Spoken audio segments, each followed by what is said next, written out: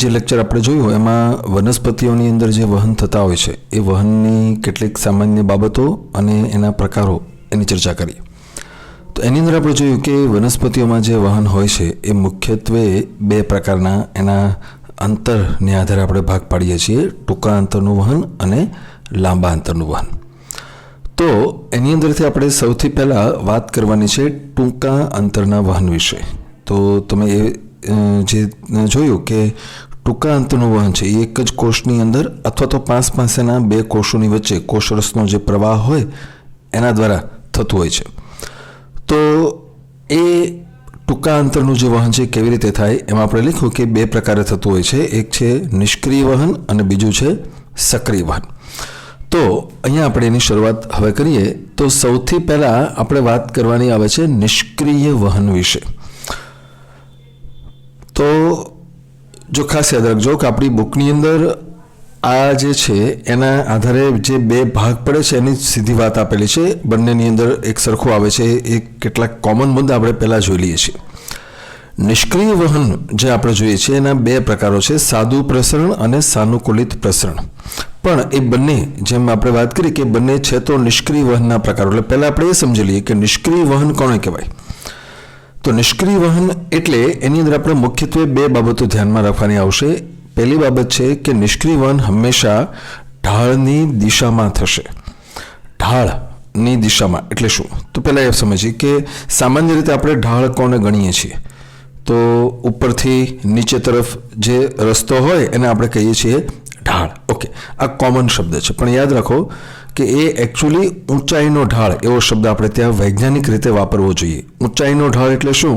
એક બાજુ ઊંચાઈ વધુ છે, બીજી બાજુ ઊંચાઈ ઓછી છે, એટલે એ બને છે ઊંચાઈનો ઢાળ. અહીંયા આપણે વાત કરીએ છીએ સાંદ્રતાના ઢાળની વાત છે. સાંદ્રતાનો ઢાળ એટલે શું? તો અહીંયા પણ સેમ કોન્સેપ્ટ. એક બાજુ સાંદ્રતા વધુ, સાંદ્રતા એટલે જથ્થો એટલે પ્રમાણ એટલે કે માત્રા, આ બધા એક જ શબ્દો છે. એક બાજુ સાંદ્રતા વધુ અને બીજી બાજુ સાંદ્રતા ઓછી, આવું જ્યારે હોય ત્યારે એને કહેવામાં આવે છે ઢાળ.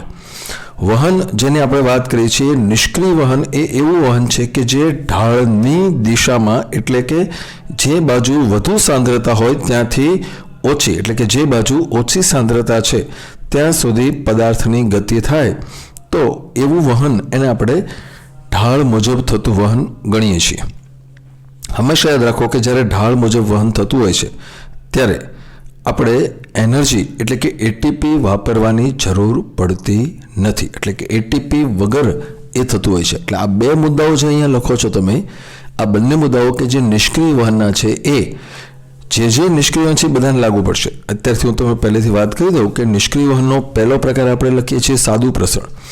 બીજો પ્રકાર આપણે ભણવાનો છે સાનુકૂલિત પ્રસરણ. તો એ બંનેની અંદર આ મુદ્દાઓ તો કોમન જ રહેશે. એટલે કે જ્યારે સાદું પ્રસરણ થાય છે એ પણ ઢાળની દિશામાં થાય છે, એના માટે એટીપીની જરૂર નથી. એવી જ રીતે આના પછી આપણે જે ભણવાનું છે સાદું પ્રસરણ, એ પણ ઢાળની દિશામાં થશે અને એના માટે પણ એટીપીની ઉર્જાની જરૂર પડતી નથી. તો આવા પ્રકારનું જે વહન છે એને આપણે નામ આપીએ છીએ નિષ્ક્રિય વહન. ઓકે, તો હવે એમાં સૌથી પહેલાં આપણે જોઈએ સાદું પ્રસરણ કોને કહેવાય.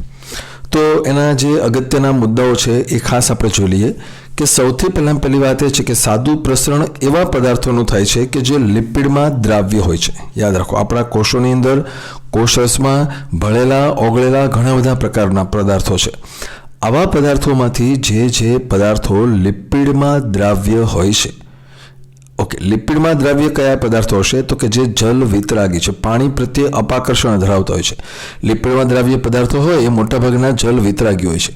તો ખાસ યાદ રાખજો કે જે બીજી બાજુ એવા પદાર્થો કે જે લિપિડમાં અદ્રાવ્ય છે. તો લિપિડમાં અદ્રાવ્ય પદાર્થો જો હોય તો એવા પદાર્થો જે છે એ જલાનુરાગી હોય છે. લિપિડમાં દ્રાવ્ય પદાર્થો જલ વિતરાગી હોય છે, લિપિડમાં અદ્રાવ્ય પદાર્થો જલાનુરાગી હોય છે. તો એના વિશેની ચર્ચા આપણે પછી કરશું. પહેલાં અત્યારે આ જોઈ લઈએ કે જે પદાર્થો લિપિડમાં દ્રાવ્ય હોય છે એ પદાર્થો કોષરસ પટલના લિપિડના દ્વિસ્તરમાંથી પસાર થાય છે. આ બહુ અગત્યની વસ્તુ છે, લિપિડનું દ્વિસ્તર. દાખલા તરીકે આ જે આકૃતિ તમે જાણો છો, 8મા ચેપ્ટરમાં કોષરસ પટલની ડિટેલ ચર્ચા તમે ભણીને આવ્યા છો. તો ધારો કે એક કોષનું કોષરસ પટલ આ છે. તો આ કોષરસ પટલની અંદર આપણે વિચાર કરીએ કે આ જે વિભાગ છે આ બહારનો વિસ્તાર છે, કોષની બહાર, અને આ છે કોષની અંદર. ખાસ યાદ રાખજો. હવે આપણે જોઈએ કે ધારો કે કોઈ એક પદાર્થ એવો છે કે જે અહીંયા આટલી સાંદ્રતામાં છે. આ એક ઘટક છે, એના અણુઓ અહીંયા મેં બતાવ્યા છે કે આટલા પદાર્થો અહીંયા હાજર છે, આમ છે. તો બીજી બાજુ આ જ પદાર્થની સાંદ્રતા કોષની અંદર તરફ આટલી માત્રામાં છે. ઓકે, તો તમે જુઓ છો સાંદ્રતા અહીંયા બતાવી છે, અહીંયા ઓછી છે, અહીંયા વધુ છે. એટલે ઢાળ કયો છે તો કે કોષની બહારની તરફ પદાર્થ વધુ છે, કોષની અંદરની તરફ પદાર્થ ઓછો છે. આપણે વાત જે કરીએ છીએ કે આ પદાર્થ લિપિડમાં દ્રાવ્ય છે, એટલે કે જલ વિતરાગી પદાર્થ છે. આ પદાર્થ છે એ જલ વિતરાગી છે. તો એ પદાર્થ લિપિડના દ્વિસ્તરમાંથી પસાર થશે. તો તમે કોષરસ પટલની જે રચના સમજેલા છો એ આ છે કે કોષરસ પટલ લિપિડના દ્વિસ્તરનું બનેલું છે અને એમાં વચ્ચે વચ્ચે પ્રોટીન આવેલા છે. પણ આ જે બ્લુ કલરના જે અણુઓ દેખાય છે બધા લિપિડનું દ્વિસ્તર છે. તો જે પદાર્થ લિપિડમાં દ્રાવ્ય છે એ પદાર્થ લિપિડના જ સ્તરમાંથી સીધો આ રીતે આમ પસાર થઈ જશે, અહીંથી આમ આવી જશે. તો આ જે ઘટના છે એ પ્રસરણ છે. ખાસ યાદ રાખજો, લિપિડના દ્વિસ્તરમાંથી આમ આવે છે. પણ આવું ક્યારે થશે તો કે જ્યારે આ પદાર્થ જલ વિતરાગી હોય અને એ ઉપરાંત અહીંયા એની સાંદ્રતા વધુ હોય અને અહીંયા એની સાંદ્રતા ઓછી હોય. આ બે મુદ્દાઓ ખાસ યાદ રાખવાના છે. સાદું પ્રસરણ ત્યારે જ થાય કે જ્યારે પદાર્થ કેવો હોય, જલ વિતરાગી. જલ વિતરાગી પાણી પ્રત્યે અપાકર્ષણ એટલે કે લિપિડમાં દ્રાવ્ય પદાર્થ, અને એ ઉપરાંત એની જે સાંદ્રતા છે એ જ્યાં વધુ હોય ત્યાંથી ઓછી હોય. અહીંથી આમ પદાર્થ એ આવી શકે તો એવી ઘટના એ પ્રસરણ તરીકે ઓળખાય છે. પણ આ તો જે વાત કરી એ આપણા અથવા તો જીવંત કોષો અથવા તો વનસ્પતિના કોષોના સંદર્ભમાં આપણે વાત કરી. કોમનલી જો આપણે વાત કરીએ, સામાન્ય રીતે જો આપણે વાત કરીએ તો પ્રસરણ જે છે એની વ્યાખ્યા આવી આપવામાં આવે છે કે પદાર્થ પોતાની વધુ સાંદ્રતાવાળા વિસ્તારથી ઓછી સાંદ્રતાવાળા વિસ્તાર તરફ ગતિ કરે છે, એને આપણે પ્રસરણ કહીએ છીએ. એના માટે એક સિમ્પલ એક્ઝામ્પલ અહીંયા આપણે જોઈએ તો ધારો કે જે પ્રસરણ હોય છે એની ઘટના બતાવવા માટે અહીંયા હું એક આકૃતિ દ્વારા એની રજૂઆત કરું છું. તો ધારો કે એક બીકર છે, કાચનું બીકર જે છે એની અંદર આ કાચનું બીકર છે, એની અંદર આ રીતે પાણી ભરેલું છે. શુદ્ધ પાણી ભરેલું છે એટલે આપણને ખ્યાલ છે કે પાણીમાં લગભગ રંગ જોવા મળતો નથી, રંગવિહીન હોય છે. હવે આપણે વાત કરીએ કે જો આ પાણીમાં શાઈનું એક, ધારો કે લાલ કલરની ઇંક છે એનું એક ટીપું નાખવામાં આવે છે, અહીંથી લાલ રંગની શાઈનું એક ટીપું નાખવામાં આવે તો શું થાય? તો જ્યારે આ બીકરની અંદર લાલ કલરની શાઈનું એક ટીપું નાખવામાં આવશે એટલે થોડા જ સમયની અંદર તમે અવલોકન કરશો કે આ જે બીકર છે એમાં જે પાણી હતું, સફેદ કલરનું પાણી હતું અથવા તો રંગવિહીન હતું, એ આખું ધીરે ધીરે આવું લાલ બની જશે. આખું પાણી રંગીન બની જશે. આ રંગીન છે પાણી. પહેલા જે પાણી હતું એ રંગવિહીન હતું.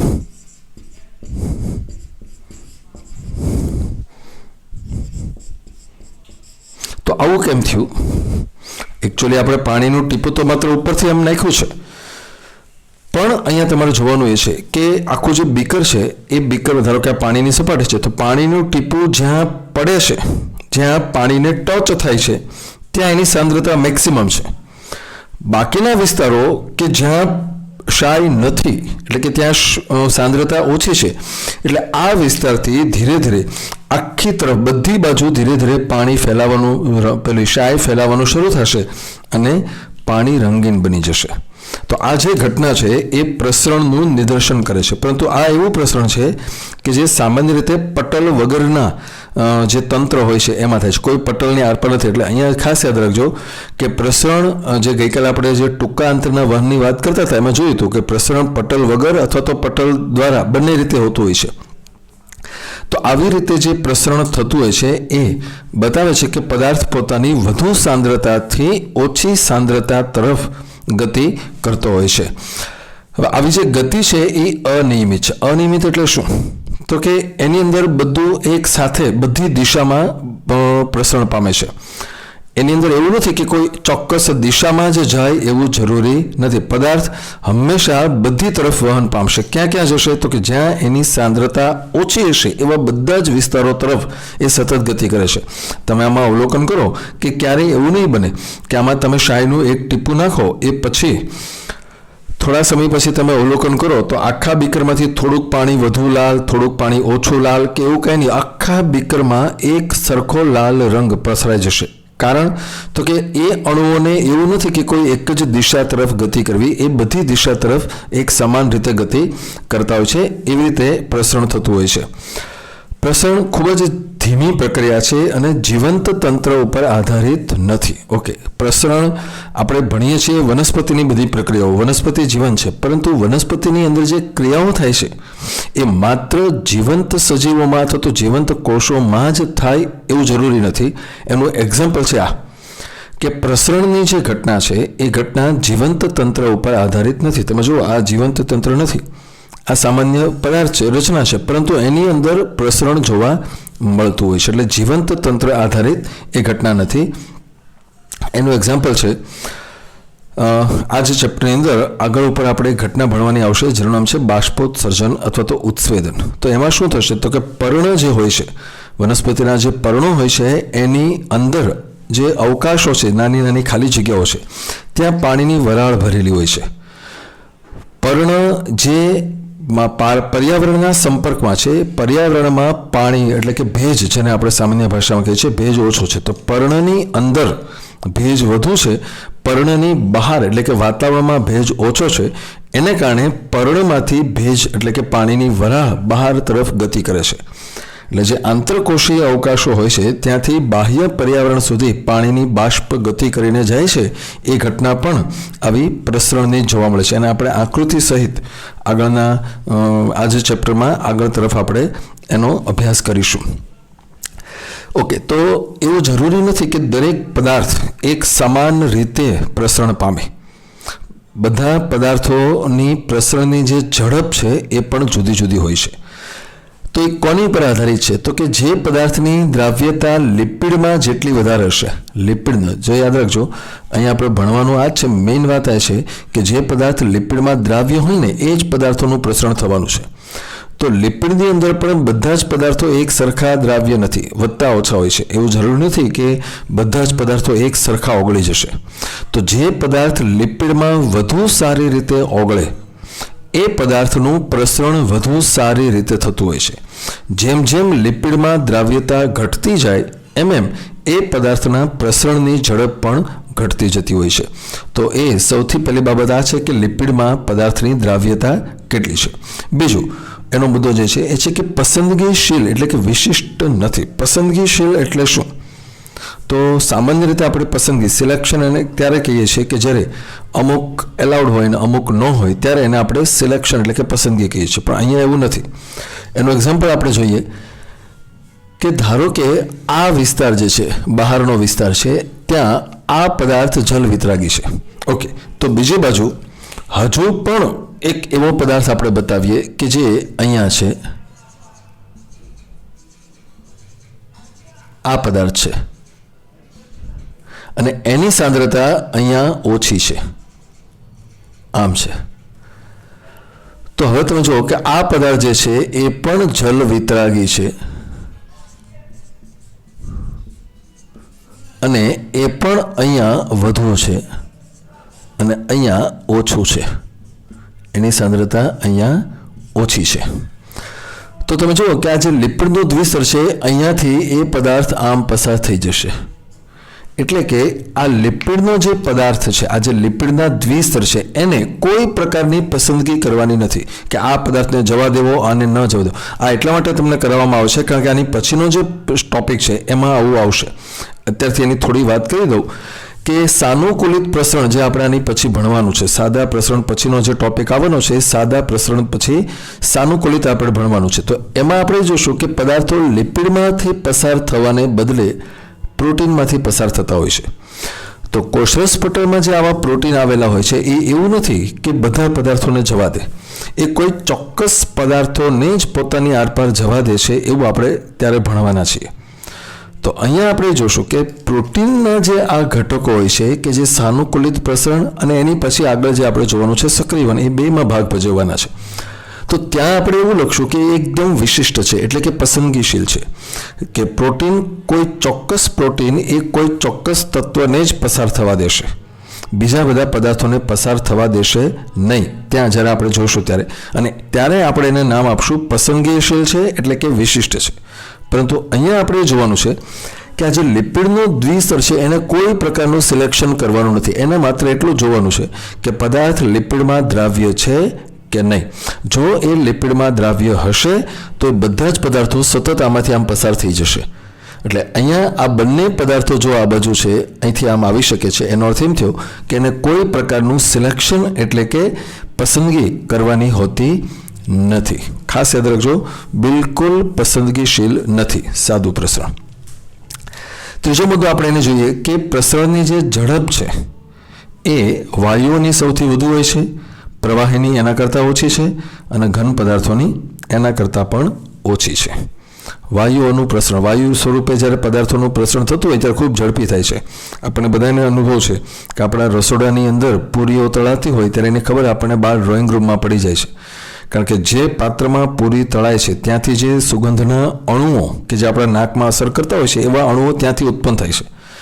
એ અણુઓ જ્યાંથી ઉત્પન્ન થાય છે ત્યાં મેક્સિમમ છે અને પછી બાકીના જે વિસ્તારો છે ત્યાં નથી, એટલે ધીરે ધીરે ફેલાવાનું શરૂ થાય છે. એટલે યાદ રાખજો, એ સતત બધે જાય છે, પરંતુ જેમ જેમ ફેલાતા જાય એમ એનું પ્રમાણ ઘટતું જાય છે, કારણ કે વહેંચાતા જાય છે અને પરિણામે પછી એની અસર એક માત્રા કરતાં ઓછી થઈ જાય. પછી આપણને અનુભવ નહોતો, પણ નજીકમાં હોઈએ ત્યાં સુધી સાંદ્રતા ઓછી હોય એટલા માટે આપણે સુગંધને ઓળખી લેતા હોઈએ છીએ. તો આ કોના જેવી વાત થઈ કે એક ચમચી મીઠું છે ધારો કે, તો એક ચમચી મીઠું ને તમારી પાસે પાત્રો 5 અલગ અલગ છે.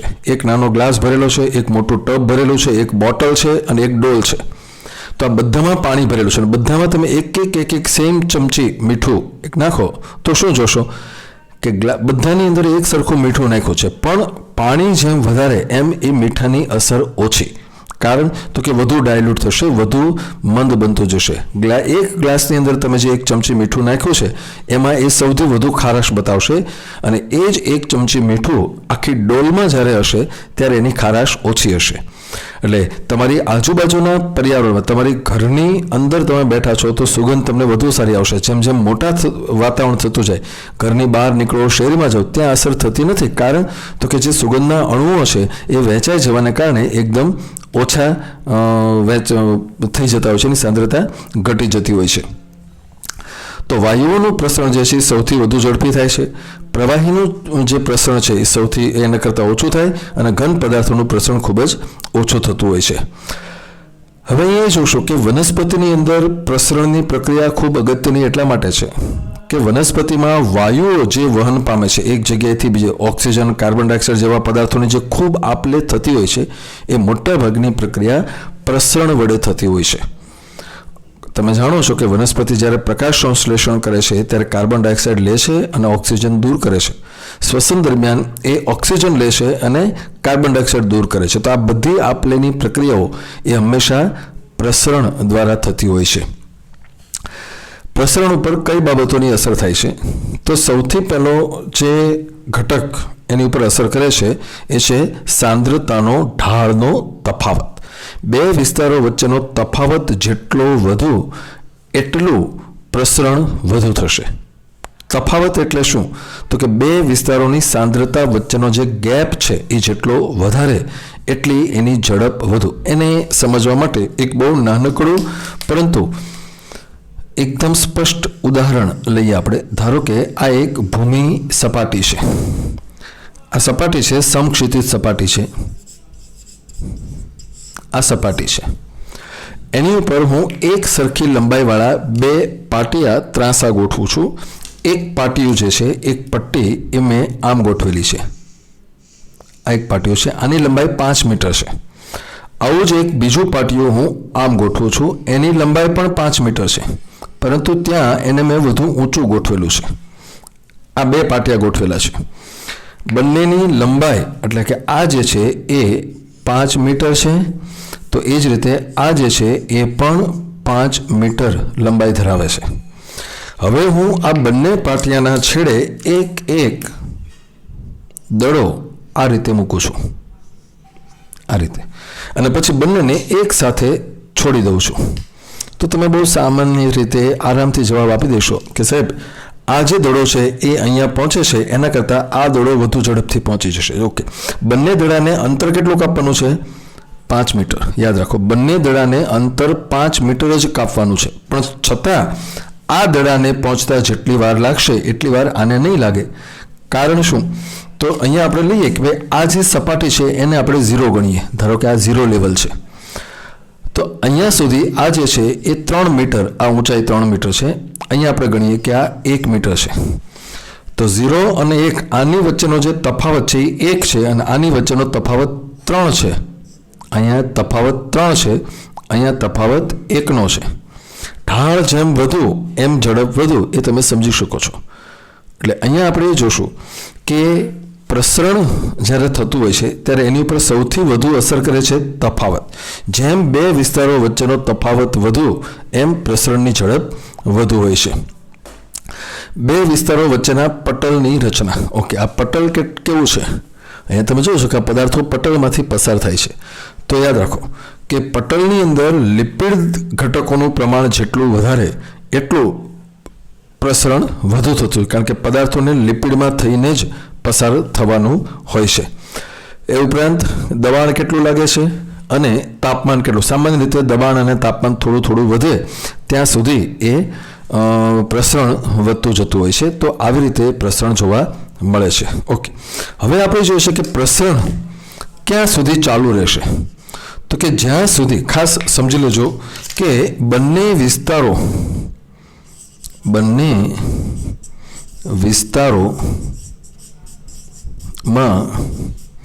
સાંદ્રતા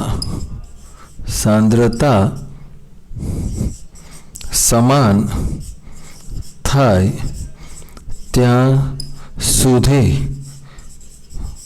જ પ્રસરણ થાય. પ્રસરણ ક્યાં સુધી થાય? જ્યાં સુધી બંને વિસ્તારોમાં સાંદ્રતા સમાન થઈ જાય ત્યાં સુધી. એક વખત બંને બાજુ સાંદ્રતા સમાન થઈ ગઈ એટલે પ્રસરણ અટકી જશે. ઓકે, આ તો પણ સમજવા જેવી વસ્તુ છે. કેવી રીતે? તો કે અહીંયા આપણે જોઈએ છે કે ઢાળ મુજબ થવાનું છે, વધુથી ઓછી. જો સમાન હોય બે બાજુ તો ઢાળ રહેવાનો નથી, ઢાળ ન હોય એટલે સાંદ્રતા પ્રસરણ થતું નથી. હવે અહીંયા એને સમજવા માટે આપણે ધારો કે આમ લઈએ કે આ એક પટલ છે, આ એક પડદો છે, એની બંને તરફ કેટલાક પદાર્થો આવેલા છે. ફોર એક્ઝામ્પલ અહીંયા આ જે છે અહીંયા 8 સાંદ્રતા છે, અને અહીંયા ધારો કે એની સાંદ્રતા 4 છે. એક બાજુ 8 અને એક બાજુ 4, એટલે આપણને ખ્યાલ છે કે વધુથી ઓછું એટલે કઈ બાજુ જશે? અહીંથી આ બાજુ. જેવો અહીંથી આ બાજુ એક અણુ જશે એટલે અહીંયા હવે થઈ જશે 7 અને અહીંયા થઈ જશે 5. એક અણુ આ બાજુથી આ બાજુ જાય છે એટલે આમ થાય છે. હજી આપણે જોઈએ આગળ તો હજી પાછો એક અણુ આમ જશે એટલે અહીંયા થઈ જશે 6 અને અહીંયા થઈ જશે 6. તો તમે જુઓ કે આ જે આખી ઘટના છે, આમ જ્યાં સુધી આમ હતું તફાવત કેટલો હતો અહીંયા? તો કે અહીંયા 8 અને 4 એ બેની વચ્ચે 4નો તફાવત હતો. તમે જુઓ છો 8 અને 4 એટલે કેટલો તફાવત થયો? 4નો. અહીંયા તમે જુઓ તો 7 અને 5 એમની વચ્ચે 2નો તફાવત છે, અને અહીંયા તમે 6 અને 6 તો તમે જુઓ કે એમાં 0 તફાવત છે. એટલે કે જ્યારે આમ થઈ જશે ત્યારે પ્રસરણ થવાનું નથી. જ્યાં સુધી તફાવત હતો ત્યાં સુધી પ્રસરણ ચાલુ રહેશે, કારણ કે એક બાજુ વધુ અને એક બાજુ ઓછી સાંદ્રતા છે. પરંતુ જેવો આ તફાવત પૂર્ણ થશે એટલે આ વહન જે છે એ અટકી જશે. તો આવી આખી જે સિસ્ટમ છે એ પ્રસરણ આપણે બતાવીએ છીએ. જ્યાં સુધી બંને વિસ્તારોમાં સાંદ્રતા સમાન નથી થઈ જતી ત્યાં સુધી પ્રસરણ ચાલુ રહે. એક વખત બંને તરફ સાંદ્રતા સમાન થઈ એટલે પ્રસરણ થવાનું અટકી જતું હોય છે. તો આ જે છે એ છે સાદું પ્રસરણ, સિમ્પલ ડિફ્યુઝન. જો અહીંયા પ્રસરણ જે છે એને આપણે સિમ્પલ ડિફ્યુઝન એવું નામ આપીએ છીએ. Simple diffusion.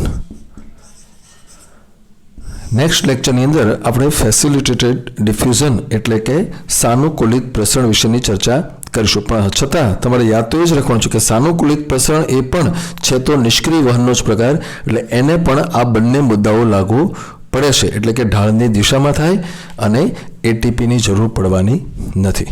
તો નેક્સ્ટ લેક્ચરની અંદર આપણે સાનુકૂલિત પ્રસરણ વિશેની ચર્ચા કરીશું.